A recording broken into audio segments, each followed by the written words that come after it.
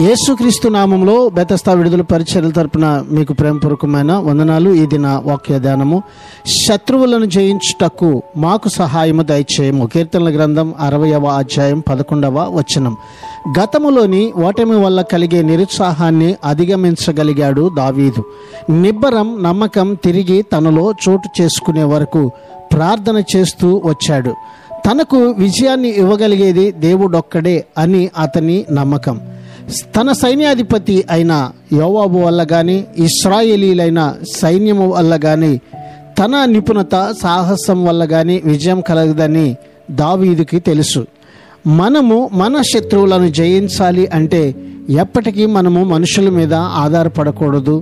దేవుని యొక్క సహాయాన్ని మాత్రమే మనము కోరుకున్నప్పుడు ఉన్నతమైన విజయాన్ని మనము సాధించగలుగుతాము. ప్రార్థన. మమ్మలను మికిలిగా ప్రేమించిన మా ప్రియ పరలోకపు తండ్రి యేసయ్య, మరొక నూతన దినాన్ని మాకిచ్చినందుకు నీకు వందనాలు, స్తోత్రాలు చెల్లిస్తూ, మా శత్రువులపై విజయము పొందినట్లుగా మేము ఎల్లప్పుడూ నీ సహాయమును కోరుకుంటూ ముందుకు కొనసాగే కృపను మాకు దయచేయమని యేసు పరిశుద్ధ నామములో ప్రార్థించి అడిగి వేడుకుంటున్నాము తండ్రి. ఆమెన్.